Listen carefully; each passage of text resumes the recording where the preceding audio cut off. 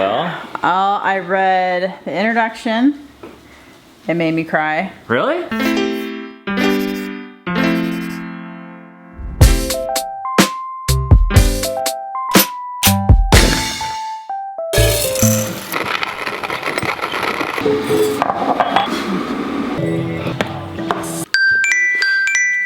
One, two, three, four, 5, 6, 7, 8, 9, 10.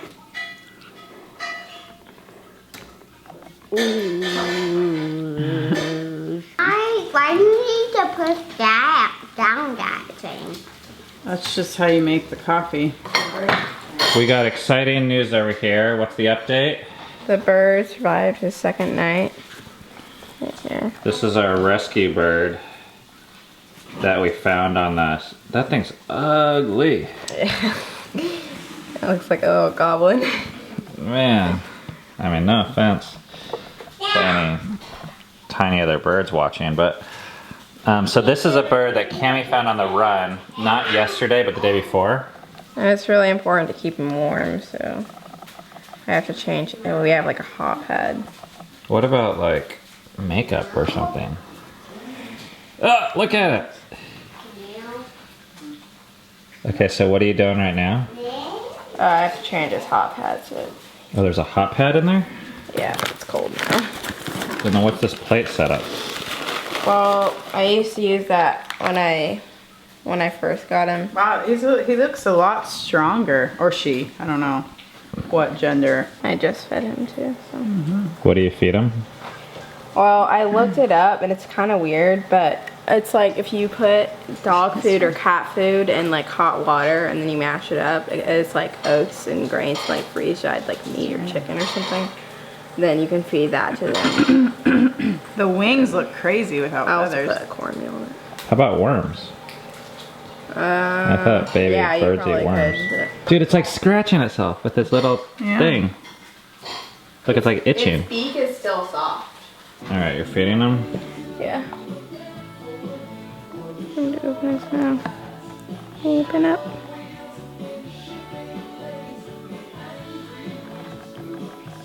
He doesn't look hungry.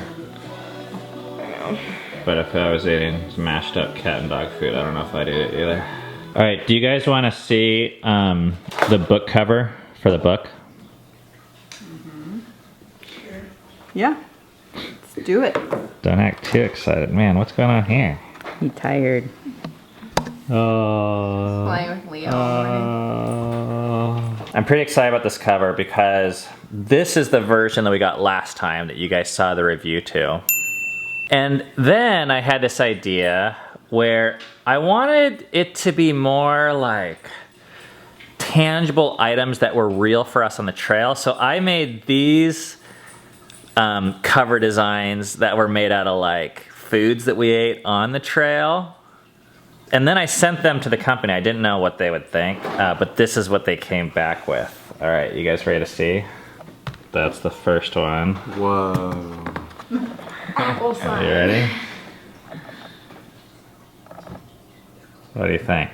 It's fascinating. It looks really good. Except for that writing is kind of hard to read. Yeah, well, they like... Wow, that's really good.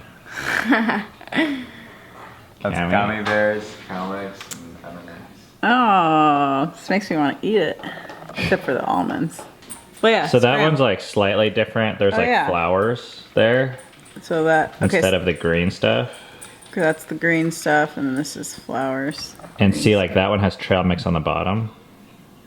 Even though I like the flowers, this one seems to match a little better. It's pretty cool because I think like those are like real gummy bears, which we had a lot of on trail, and that's trail mix, and you can see there's like white gummy bears. Okay, now we're starting our meeting where we're like gonna plan out what we're doing for our work block today. But I'm really excited about that cover. It's the first one that I've been like really excited Yeah, about. like that this could actually work. Because it's supposed to be like really representative of what's in the book and the style the book's written, and I feel like this really captures it. It's not finished yet, but it's like fun, family, scrapbooky. It was more Put like together. this is like more like colorful and like eye-catching. Yeah, how about those gummy bears though? It looks like a cooking book, honestly. It's Well, eye-catching, which I think is important. It's also well put together. Right now, Filia is doing a reading lesson, and I'm helping her with that. I've been using this book for all my kids. It's called Teach Your Child to Read in 100 Easy Lessons. If you're someone like me who wants it to be concise and quick and easy, and it actually gets your kid to read, which I can attest that all my kids have learned how to read using this book. This book I would definitely recommend. What do you think about this book? I like it. We are pretty far. We are on lesson 90, and you definitely don't have to do this, but the way that it's worked the best for Filia is to split each lesson into 3 lessons. So she does this beginning part where you're basically learning all the main words that are going to be in the story, and then there's a story part, and then the story part they have you read twice. And then they have you ask questions. And then they have you do some writing. And the writing is just writing out letters. What word? Okay, sound it out.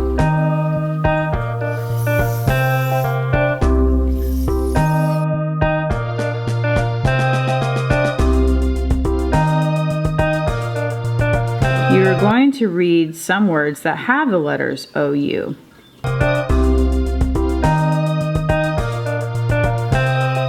Ben just got back his latest draft for the Appalachian Trail book. I am now going to start reading it for the first time since draft 1, which I don't even know how long ago that was, but it's been at least a year, probably a year and a half.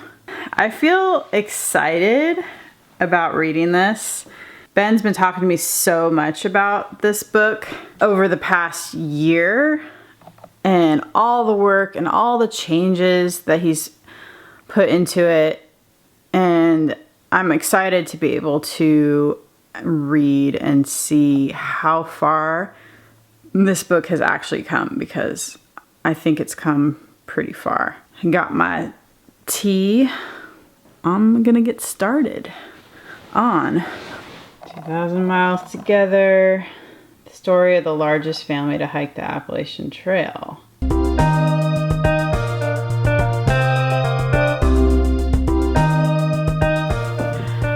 Oh man, wasn't expecting to pick up the camera so soon, but right away I read this quote from this guy, Joe McConaughey, also known as String Bean.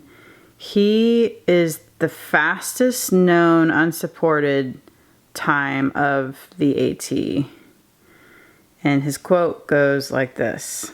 Probably showing too much. Ben's gonna be like, hey, I think that people who do the Appalachian Trail for reasons that aren't intensely personal are going to get weeded out in the first few days, if not weeks. Wow, that got me teary-eyed. Because I actually think I had, and didn't even really realize it, but I had intensely personal reasons for doing it. The year prior to doing the Appalachian Trail was one of the hardest years of my life. And I had a lot of processing and grieving to do that I did while walking the Appalachian Trail. The reason it's made me teary-eyed is he's just describing in detail, listing all the crazy things that we went through. I'm reading this part about the very beginning. A lot of you know this, but when we climbed Springer Mountain to begin at the very beginning of the AT, it was raining and even sleeting rain on us. And I couldn't find Rainier's rain pants. And it's so funny and interesting to read like what happened. Something like these lines that I'm saying and that Ben is saying, and remembering, like putting it into words, what happened is a really interesting thing to experience. There's this part that says, I am the camera at Cammie, now standing hunched over in her soaked jacket. She shook her head miserably into the camera, but I could see a flicker of humor in her eyes. Like I don't fully remember that happening, but I can totally see that doesn't surprise me at all that happened.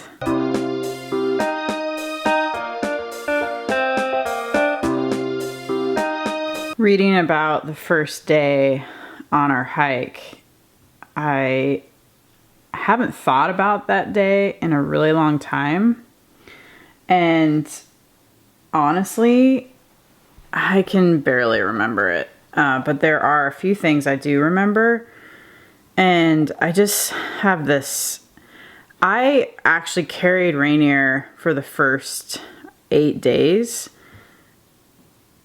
And later on, when Ben started carrying him and then the kids, there was a couple times I carried him for like an hour or two, and he was so heavy. And I just was like, how did I do that? Like how the first 8 days, we're in the worst shape. It's the coldest. We're just starting out. Everything's brand new.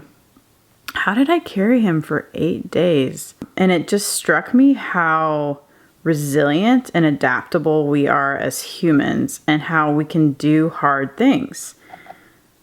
People are doing incredibly hard things every single day. And they're doing that physically, emotionally, mentally, things that if people described what they were doing, you would just be like, whoa. I came to this part where it shows Eden's journal from the first couple nights, and it's hard to read. Oh man. I'll give you a little teaser. This is the second day, and I absolutely hate it here.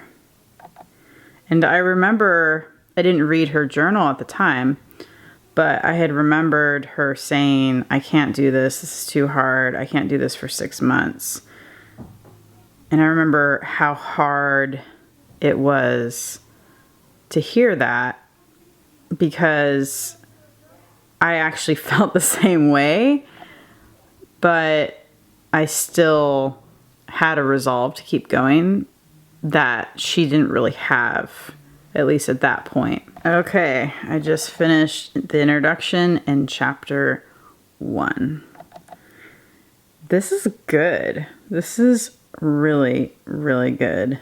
Man, I'm excited to keep reading, although it's hard emotionally since I've lived it, but it's so good.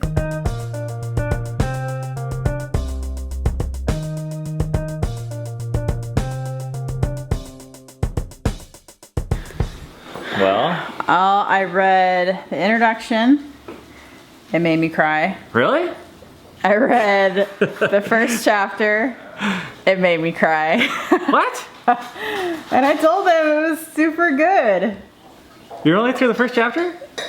Yes. But they both made you cry? Yeah. Like literally the first sentence of the introduction. It was, what's his face? Joe? Is that his name? String Bean. Yeah. Quote. Are you sure it's not your hormones? Come on now. You just dissed yourself and me all in that one comment. Well, I'm trying not to, but I'm also like, either it's like so amazing or it's like super personal. Well, I told them, I think it's both. Like, I think it's a good book, and I think it's obviously brought up like a lot of emotion in me from my invested personal experience into the story. So I can't wait to read more. All right. Yeah. Hey, are you playing? Are you playing? What are you doing? Huh? What are you doing? Yeah, hi. Hi. I don't think we've shared the name yet. Oh yeah. Do you want to share your cat's name? Yes. Well, come here. Okay. You guys remember the surprise birthday gift that Cammie got me almost 2 weeks ago? Aww. This is merch? No, the cat's name is not merch. It is Nisqually, Captain of Safety. That's short for Nisqually, the Captain of Safety. And Captain of Safety is actually more its title than its actual name. But if you want to fully address the cat in its proper form, it would be Nisqually, the Captain of Safety. Ben actually wanted to name one of our kids Nisqually, but I think this was this before Rainier or even after? I don't know. I think it was still a possibility that we would have another kid. And I was like, Nisqually is it a Native American name? But it's a name. It's my favorite glacier. I was gonna say it was, yeah, of Mount Rainier. And one of my favorite rivers that comes from the glacier. Yeah.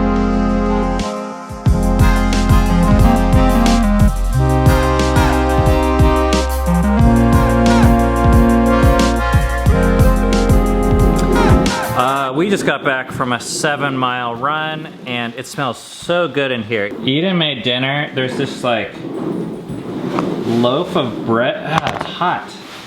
Giant loaf of bread sitting there. And I think she made broccoli cheddar soup from scratch. Look at that. Hey, guess what's for dinner? Soup. Hey, don't bang into that, please. Soup. Soup and bread. What's butter? Yeah.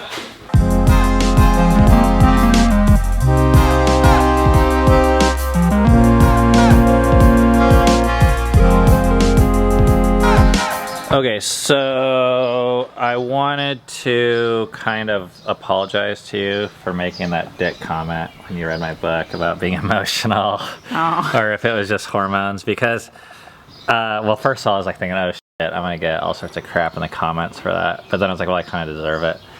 But I think like, okay, so that's the apology. Mm-hmm. So I want to explain what I was thinking, not to excuse what I did. Can I tell you what I think you were thinking? Yeah, do it. Let's go.